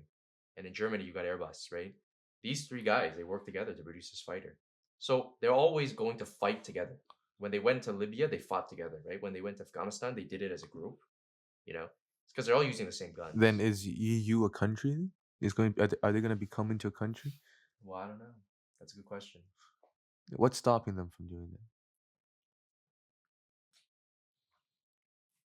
I think it's mostly outside influences at this point, you That know? stops them from doing that? Yeah, so for example, if you're the United States, right? Um, now in like Sun Tzu, like in the Art of War, he always said, "Keep your enemies close, but your friends closer." Right? Keep your friends close, but enemy closer. Oh yeah, sorry. Keep your Yeah, friends close, but your enemies closer. Yeah. yeah. Now, what's it called? You may think that the U.S.'s friends are Canada, Mexico, blah, blah, blah. No, the U.S.'s friends, as in enemies, that they keep the closest, are like Japan, Italy, Germany, France, Britain. Why? You look at where America has deployed the most troops. It's to these countries: Japan, Germany, Italy, France, Britain. Why? It's because these were the enemies of the United States in World War II. And if you're the US, okay, even today, in the State Department, when somebody says Japan, okay, they think of Japan as a neutralized enemy. They don't think of Japan as an ally. They think of Germany as a neutralized enemy, not an ally. And when you look at Britain, right, they don't think of Britain as an ally. They think of Britain as a former superpower who is now America's bitch. Jeez. There you have it, man. You just had it live, bro. Yeah, there you go. Okay. So when you got, for example, in Europe, when you got France, former superpower, or Britain, former superpower, Germany, well, they weren't a superpower, but they were pretty fucking strong, these guys, right? You got Italy, very strong formerly, right? When you got all these guys Italy was together, strong. they were pretty strong, yeah. Well, they weren't like exceptionally strong, okay, but they were like something to be considered, right? If you look at it from America's standpoint, these guys are getting a bit too close. I don't like that. Why are these guys trying to form a country? It's a little bit suspicious. You see what I mean? And then you also got the Dutch in there. You got the Spanish and Portuguese in there. Bro, all these guys used to be superpowers, right? So if you're the United States, you're the current superpower. You're looking at these guys like, why are these guys getting close?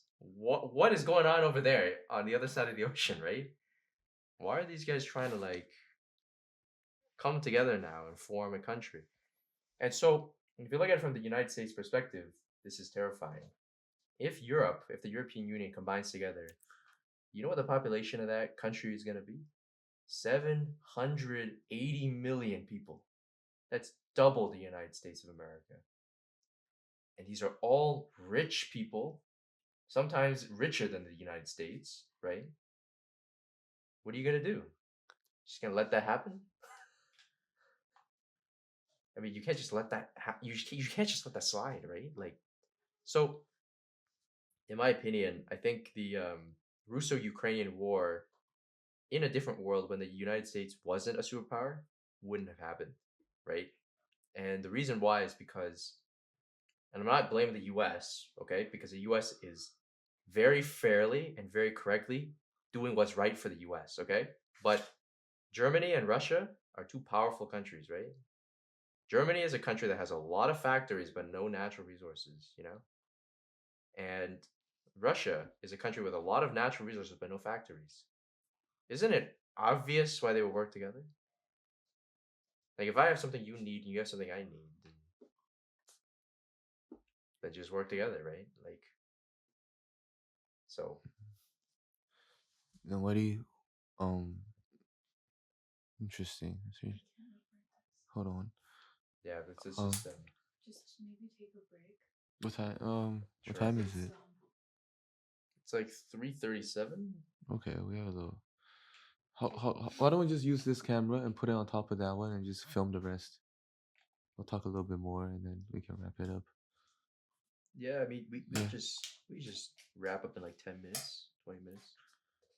yeah. Let's just put this camera on top of here and we put it in the middle so we can post. Folks will understand. Here, Angela. Let's just do that.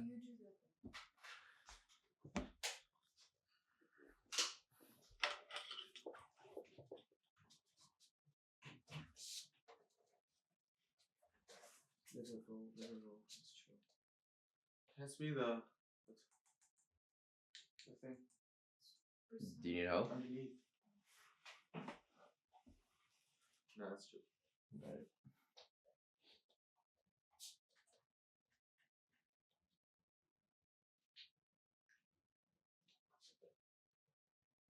You heard it live. That's pretty good, man. When you said that, like Nobody ever said that. Really, they're really going viral. yeah, exactly. We're gonna go viral on so many different things. This is gonna change all of our lives. This show is gonna be amazing. I'm telling you, like, I love this, dude. Dude, the things we talk about here so far. Yeah, it's actually so funny. It's kind of entertaining. It's really just having fun, though. Honestly, so I just see. Yeah, have fun with the boys, man. Yo, you know TJ pledged? No, we're not gonna pledge him. What's the plan with him then? Just let it go What do you mean? because Kim said it's too big of a risk. He doesn't want to risk it. And what if that has a bad experience? He goes out to tell people. Yeah. Oh, so he's too powerful. So you guys don't want to risk it because he's too powerful, right? But like, I understand.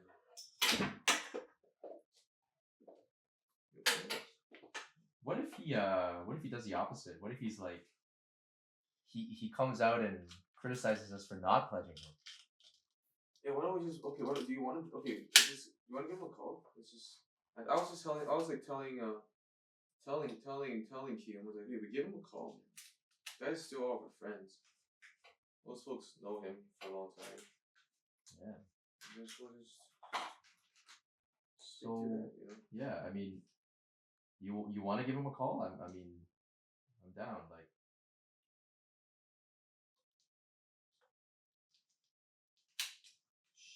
I don't know if we should pledge him though, given that, but I think it's not a bad idea in my opinion. What do you think? What are your intuition tell you? My intuition just says like I think we should. You think you'd be down? I don't know. I think it's not a bad idea. I think we should just do it. Cause From you know him longer than me, so what do you think? I don't think he's gonna be necessarily mad. Is he gonna think we're like crazy? No. So he was asking me like, do they force you to drink alcohol? You know, like, do they do any of that crazy thing? And I was like, no, actually, there's a ban on drinking alcohol during the pledging process. And he was like, yo, I'm so down. That's what he said. Yeah, but he doesn't know we're gonna do hazing. You wanna Does he know? you wanna tell him, and then maybe that'll clear things up, and then. Bro, I thought just playing war games doing fucking while we taking a break. He's just trying to think about how to dominate the world. Bro, He's trying. He's on Indonesia right now. Right? Should be careful, this guy, man. You see this shit? This is Pocket Planes. It's an amazing game. Hop Yo, on. sponsor us, man. Hey, can you double check? I can't really do it anymore. We'll go. Yeah, listen, you get to run your own airline, man. It's just really fun. It's really fun. I'm talking. We'll stay here. How is it? Do you get both of us?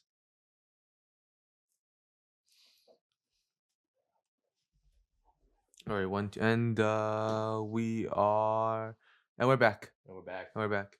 So we just talked about the Russo-Ukraine war and Britain being America's bitch. Start again. Okay. Right, 3, 2, 1. We're back. All right, we're back. Yeah. Some technical difficulties. I'm still trying to figure this out. But, you know, it's only the second time. It's actually you're the fifth. This is the fifth podcast. Six now. Six. It's pretty interesting, man. Got a lot of interesting guests lined up. Yeah. I got one of the Chinese rappers gonna come too. I'm a famous Chinese rapper. I'm not gonna tell who. All right. Well, I'll be tuned in for that for sure. You know, some famous Chinese rapper, and get some all kinds of folks. You know. Yeah. Get some Chinese real estate mogul. Wow. And talk about stuff like that. But man, you know, we're talking about war. You know, got me. I was just you're talking about the actor and all that stuff, man. Because I really want to ask, man, is Taiwan a part of China? Well, is Taiwan China? Because Taiwan is China. Taiwan is Chinese. They're like the last bastion of China, of real China. You know, I think that's what it is. I mean, it's hard to say. I don't even know, because how do you even explain that? It's like so you know when the Manchus invaded China, and then in Korea they call themselves like the last Chinese. The last Chinese, yeah. Yeah. So then is Korea part of China? Are Koreans Chinese? I don't know. I guess that's kind of like saying no. I think Koreans are. I think Koreans are Zhonghua. Zhonghua, yeah. But they're not. They're its own nation. Yeah. It's just like, were the Visigoths German? I mean, or Roman? I think the Visigoths were Romans. They were just they call themselves something else, but right. You see what I mean, right? That's kind of the situation we're dealing with, right? It's a bit different, Like the East has been united for so long. Yeah. It's like Visigoth, the Germanic people were kind of never accepted. Yeah. But you know what the history of the original Visigoths were, right? Like, I watched this documentary that came up with recent cutting edge research on the Visigoths. Turns out that the Visigoths were actually not Germans. Germanic, in essence? They were not Germanic.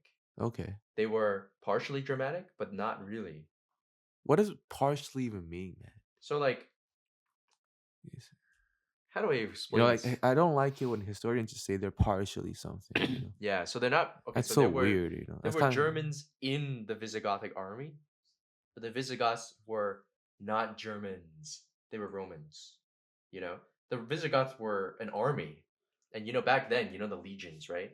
The legions were the real power of the Roman Empire. Now, what basically happened, and don't paraphrase me because I might be wrong, but basically what happened was some of the legions in that area lost contact with Ravenna and Rome, and those legions for many decades, maybe almost 100 years by that point, had a lot of contact with the Germans, right? And you see this even today, like when the Marines they take, for example, like these ritualized Japanese things, or they take like these like bonsai concepts or whatever, and they integrate them into the Marines, right? Especially the guys who are deployed in Japan, Imagine if the Marines in Japan, and the American Empire collapses, and the Marines in Japan are cut off from Washington. Just become Japanese. Huh? They just become Japanese. Yeah, but are they really Japanese? No, right? But you see, that's the They idea, become an right? Amero-Japanese empire. So it's like that's what the Visigoths were. They were like a German-Roman empire, Romano-German empire. But how do you like how do you explain this Taiwan idea to somebody who's not Yeah, Asian, yeah. you know? Who's probably not even too okay, I don't know. I don't think how I think Koreans can really relate to it. It's Okay, like okay. is South Korea chosen? I think this is what you can use to explain to people, right? Pick a pick a country, a big country, a major country, the major demographic of your listeners. I'll try to come up with an example that they understand. I don't know. I don't even know. I don't even, it's just you America because America is just so accessible. Okay, America. Let's see. All right. Here's a good example. Okay, imagine a civil war happens in America between the Republicans and Democrats. Okay, but in this alternate universe, the Republicans under Abraham Lincoln they lose. They lost. So America gets run by the Confederates. So you have the Confederate States of America, right? The whole country is this really messed up country now, the Confederate States of America. But Lincoln runs away to Hawaii with his supporters. And then over there, he proclaims the United States of America. And then the Confederates, they take over all the US and they say, we're not the Confederates anymore. We're the United States of America. We're the People's United States of America. And then over in Australia, they're like, no, you're not the United States of America. We are the Republic of America. We are the real America, guys. We are the In guys. Hawaii, the Yeah, in Lincoln. Hawaii, Okay, yeah. Like we got Abraham Lincoln. We got this guy over here. you got the heritage. We got the heritage and Uh stuff. huh. Uh huh. And then imagine the Confederate States start taking the shit in a totally different direction. They start getting crazy. They start going communist. There's some internal struggle, or whatever, and then they get their act together and everything. But that America in the U.S. is not like the same as the America we see today. Like there's none of the heritage. Well, maybe some of the heritage, but not much, right? The real heritage is in Hawaii, where they have elections every year, new American presidents, everything like that. They got the Constitution over there, the real Constitution and shit like that, you know. And then over in this old in the old America, which is really the new America, which used to be the Confederates, but then now are the People's United States of America. Now it's like, is this the real America? Not really, but it's in America, so it is, right? Because like their capital is still Washington D.C. and shit like that. So, can you really say they're not? Like, because it's hard to really say, right? Now imagine their capital is not Washington D.C. That's like Nanjing, right? Oh Imagine they yeah. move their capital from Washington D.C. to like Chicago or something, you know? Or no, not to Chicago. What was the capital of the Confederates? It was Richmond, right? Oh yeah. Richmond, Virginia. Virginia. Richmond, Yeah, Virginia. I think so. I don't Hmm. remember exactly, but imagine they move it to Richmond, Virginia. So Richmond, Virginia's new capital. Imagine in America where Jim Crow is still legal, where there's still some segregation, where the capital is Richmond, Virginia, and not Washington D.C. Right? Imagine that. Would you say that's America? I mean, that was America, It was America, yeah. but is that the idea of America? I don't know. Right. You tell me, right? Uh, And then I bet you got some Americans growing up in America, in this new America, thinking this is the real America. Because you can't blame them, man. These guys, they grew up their whole lives they're in in the People's America. United States of America. Yeah, so they Yeah. think that's the real America. I don't know, like And the American history starts from after the Civil War. yeah, their American history starts from when Robert Lee, the glorious general of the South, defeats the tyrant Northerners and kicked them out of the United States, where they were trying to trample on the states' rights and ban the rightful practice of slavery. So then you got this brainwashing going on like that. You got people saying that the winners they always write the history, right? That's what they always say. The winners write history. So It's the new America. it's the new America, It's the new but it is the America. new America. It is a new America indeed. Yeah. So this is where it's hard to talk about the People's Republic of China because you got some people saying they're not the real China. There's some people saying they are the real China. You gotta have a balance, right? In my opinion, I think they're not the real China, but they try very hard to be the real China. And You shouldn't forget about that because they do somewhat of a good job. Like they try their best, right? So they built all the high-speed railroads. Nice, you know. They built they built up their military, I guess. They transformed China. At least they tried to transform China into a capitalist country, and they got kind of there, right? China is a lot richer now. Now, if China stayed Republican, I don't know. Maybe China would be better. I think they would be probably. It's kind of like if the United States, like maybe if the Republicans won the Civil War, I would say the United States would have been better. But who knows? Maybe the Confederates, they could have done pretty good, right? Like you see the US today, they've done a lot of work on racism. They've really grown the economy. They've become the superpower of the world, right? Now, under the Confederates, maybe there wouldn't be as much progress on racism, okay? But the US would still be less racist. You see, it's a balance, right? Like the US would be more racist than today, but the US would have gotten better.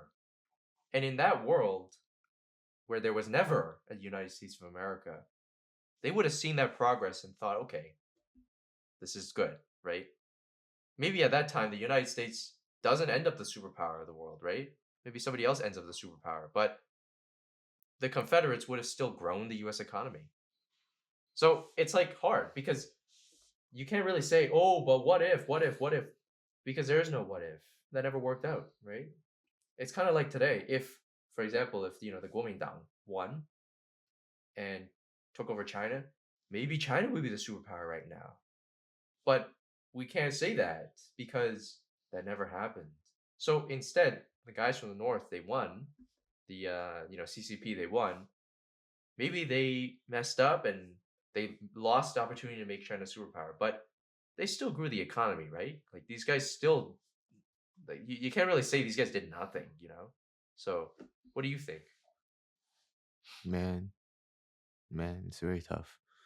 I think it becomes a game of semantics. Exactly. Becomes a game of semantics. Like for example, you know, um, and it becomes a game of manipulate political manipulation. Like stirring up nationalism on both sides, Yeah. and and especially you know, um,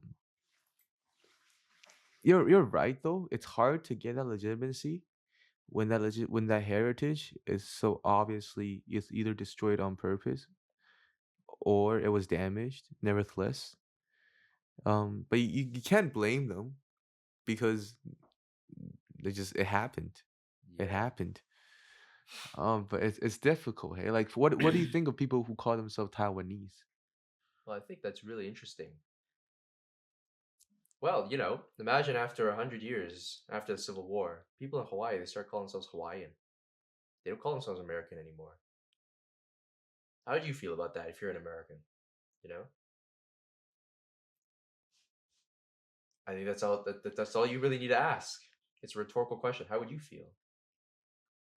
Oh, Hawaii is a very good example because you got the natives. Yeah, Yeah, yeah, that's exactly what happened with Taiwan. exactly. So Yeah. you got now after 100 years, you got all the old guys saying we are the real United States. We can't forget the past. We can't forget our heritage. But then you got a bunch of young guys who are thinking like, but I don't really feel like I'm an American. I feel like I'm a Hawaiian. How do you deal with that though? Can you really tell these young kids they're wrong? Because I feel like they're wrong, but these guys who they call themselves Taiwanese, I can understand why. So I can't blame you, From a historical perspective, that's not good. But I can't blame you for feeling that way, right? Like because you've lived your whole life under this regime that pretends that they're China, but you clearly see that, they're not, right? Like there used to be a province and now they're the real thing and they make all these outlandish claims like, yeah, we claim the whole United States or whatever. But do you really, man? Like if you grow up in a for example, in a country like Hawaii, right? And they still use the old American flag with the 50 stars on it, you know, you might look at that flag in that alternative history and you might think like that is pathetic. You have these 50 stars for what? You know, Mhm. is Australia a part of your country? I mean, California, is that a part of your country? Virginia, Florida, Alaska, are these a part of your country? No. So why do you have 50 stars? You know, you guys only got Hawaii, bro. So no, I'm Hawaiian. So I can see why you would call yourself that, right? I see. It makes sense to me, but I don't like it. It's like you're losing touch. Like this idea of America is so important. It's what Washington fought for and Jefferson fought for, right? And you know, Franklin and all these guys, they fought for this. And to see all that being gone and to see all that have been exiled to Hawaii, and then to see the kids in Hawaii these days saying, why do we care about Washington? Why don't we just call ourselves Hawaiian? That is very painful. That sucks, man. It really feels bad to see. But that's not an example. That's happening in real life. You know? People in Taiwan, these kids, they grow up, they're like, I'm Taiwanese. Who is Sun Yat sen? Who is Chiang Kai shek? I don't care about these people, you know? These guys don't mean anything to me. That's sad. That is legitimately sad to me because these guys did do a lot, you know? Yeah, they try to bring back that original idea of 中华, right? Yeah. The idea of having a different ethnicity coming together for under a very like America, under a philosophical and spiritual constitution where people can be equal. Hmm. People can strive towards something similar, you know? Hmm. Yeah. So when I see that, to any Americans listening to this, you know, it's really just a message that what you guys have, do not take it for granted. You know, you guys are very lucky that you still have the foundations of Americanism. You still have your American heritage and culture and history, and you have a government that still respects that. You have a government that still respects Washington and Franklin, John Adams, and Thomas Jefferson. You guys can openly talk about Andrew Jackson and Ulysses Grant, and you guys can openly talk about Abraham Lincoln, and you guys can openly talk about the Civil War without anything going on. That is not something to be taken for granted. And so when you see all this polarization happening in your country, you got to remember that this polarization can be and must be solved. Because if it gets too out of control, then you might end up with a mini America in Hawaii and the rest of your country being run by some lunatics. I don't care if you're a Republican or Democrat. If you're a Democrat, imagine the country run by a one party Republican state where they ban abortion and they, you know, if you're a Republican, imagine the whole country is run by a one party Democrat state where they ban guns and they destroy the farmers. I don't care what you are, imagine that, okay? And you got to remember that you can't prevent a one party state without the other party. If you end up fighting, somebody's going to lose. And I don't care if it's Republican or Democrat that wins. Either way, both of you guys are going to lose. The winner of the knife fight dies in the ambulance, right? Wow, that was deep, man. That Yeah. was deep. You know, because I was having one of my previous guests, Dawood, he talked about letting the best men win. What do you think of that philosophical idea? Letting the best man win. Like his approach is like if there is a civil war between countries, just let them be.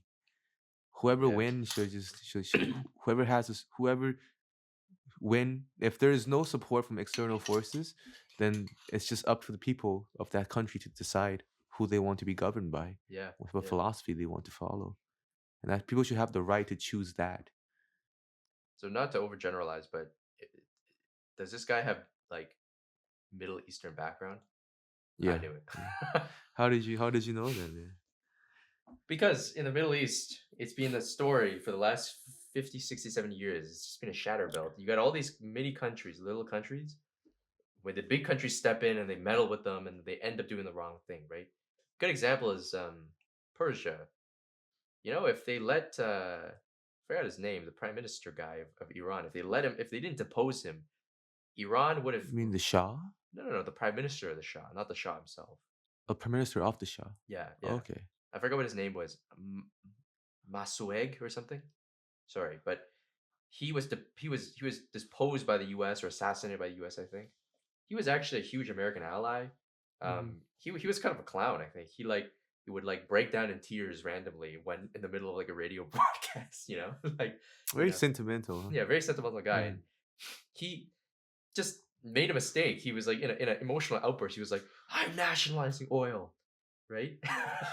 And then you know there was some miscommunication because obviously he was nationalizing oil, but he was nationalizing British petroleum. Like he was pro-America, so he was like, I'm nationalizing BP. Me and my American brothers, who were both colonized by the British, we will fight back.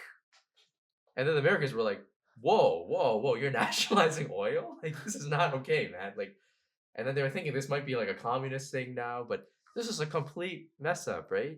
Because he was pro-America. Like he thought that America was a fellow former colony, and we have to come together to fight colonialism. So he was really targeting the British. Another good example is Ho Chi Minh in Uh, Vietnam. Ho Chi Minh. Ho Chi Ho Minh, Chi yeah. Minh. Oh, Did okay. you know Ho Chi Minh was a fan of George Washington?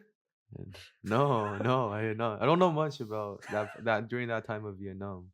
Nah, bro, this guy was Yeah. dead as a fan of George Washington. This guy during the Indochina War with France. Okay, this guy would tell his soldiers that we are a member of the great family of republics led by America.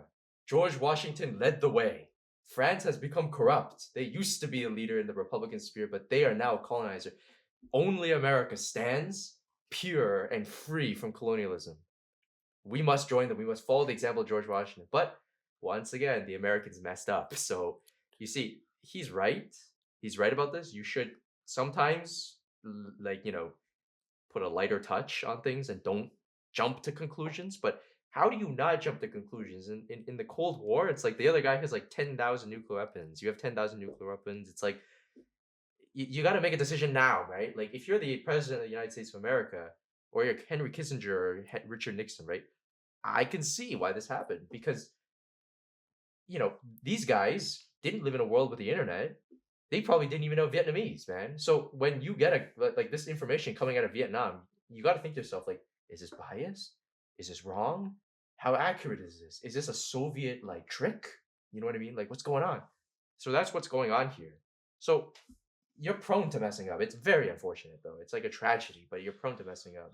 But on the other hand, right? If you take the United States of America, for example, the war between the Republicans and the Democrats at the time, okay, at the time, not today, but the freedom-loving Republicans who want to ban slavery, and the totalitarian dictatorial Democrats who wanted to increase the amount of racism in the country. If you were Vietnamese at the time, or you were Persian, and you had an army and you had guns, who would you send the guns to? In fact, would you be okay not sending the guns? Now, in the future, imagine if the Democrats win and America becomes super racist, super dictatorial. Now you got to live with the guilt. You could have sent the guns, but you didn't send them. How do you live with that? You think there's a win? There's no win. There's only lose and lose.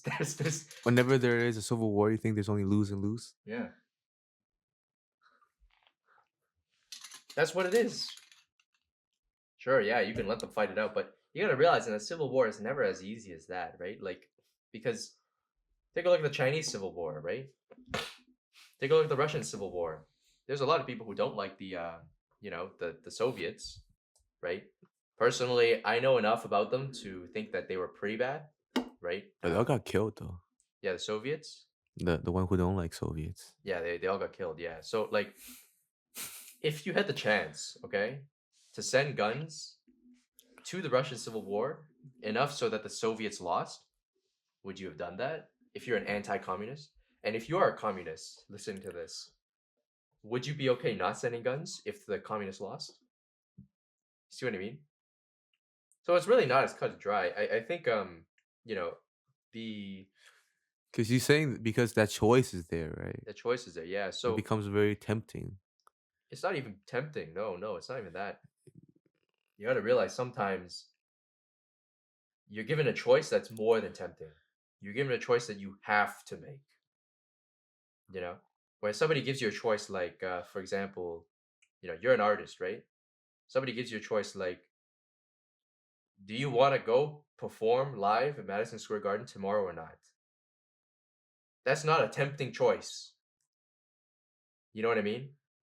That's a choice you must make. Like, and that's a win-lose choice. You win if you go, you lose if you don't, okay? This is not a win-lose choice. This is a lose-lose choice. Sometimes you get presented with a lose-lose choice that you have to make, you know. It's usually not very good. It's like, you know, your dad and mom are drowning. Do you save your dad or your mom? It's like one of those type of choices, right? What are you gonna do? Not save anybody? That's like the worst choice, right?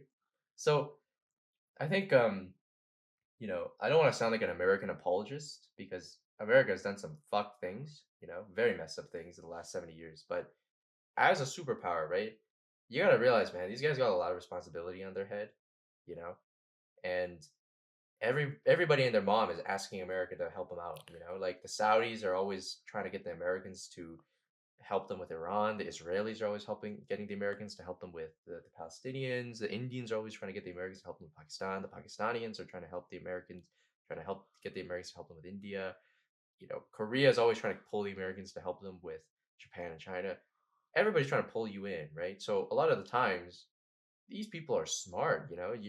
The guys who, for example, run the United Kingdom are smart. So, and the guys who run the Soviet Union are smart. So you gotta say, like, yeah, okay, of course, if the Americans were smarter, they wouldn't have gone in and they wouldn't have helped out the French fight Ho Chi Minh, right? But the French are not dumb. They tricked the Americans into thinking that it was a lose-lose choice. you know Even though it was a win-lose choice, the French covered up the win and emphasized the loss, so it made it look like a lose-lose. So it was like, either you help me, okay, and you become a colonizer, or you don't help me, and this becomes communist.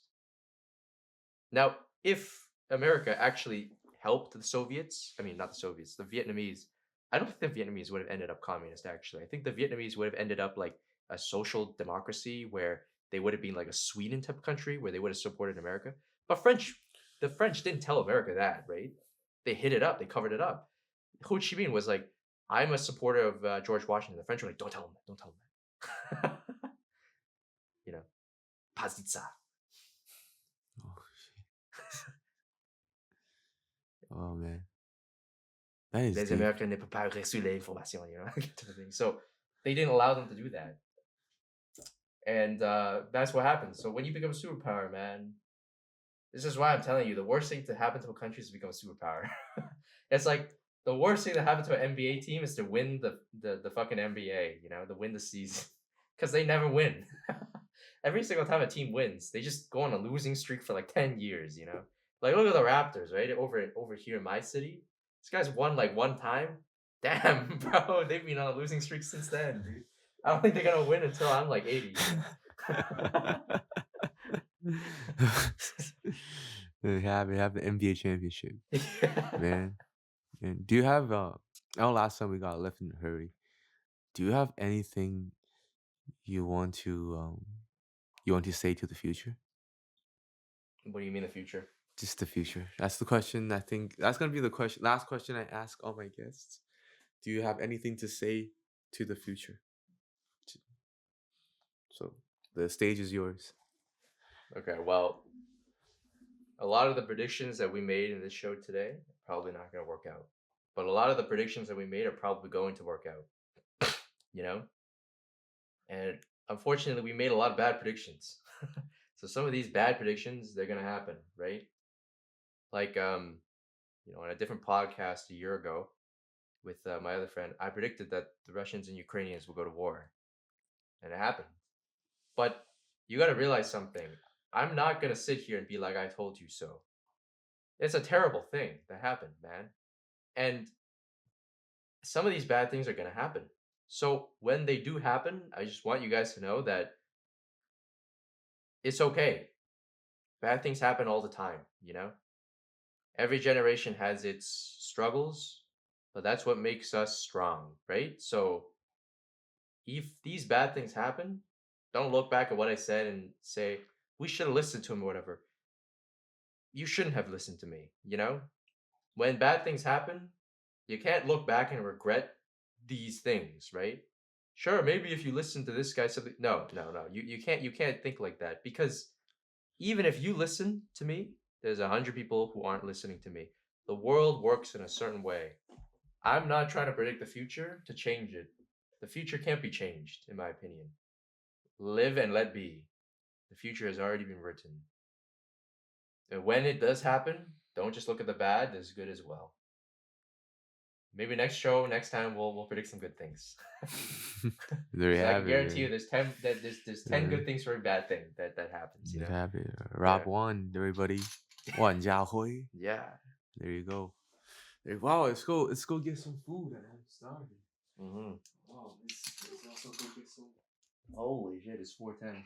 Yo, I canceled the meeting I had at 3 o'clock because the guy was like he's like not that important. So. He's just trying to give me some ideas for his startup. I'm like, yo, I'll talk to you Monday. Are you driving? I took the subway. Okay. What do you want to eat? I I should. I need to go to Scarborough, but actually, I'm going to Scarborough. Do you want to split a Right now? Uber then? I have a guy who can give us. Hold on. Let me pause the podcast. Can he drive me up to Markham later? Or? Yeah, I was just saying, why don't we just get to destination?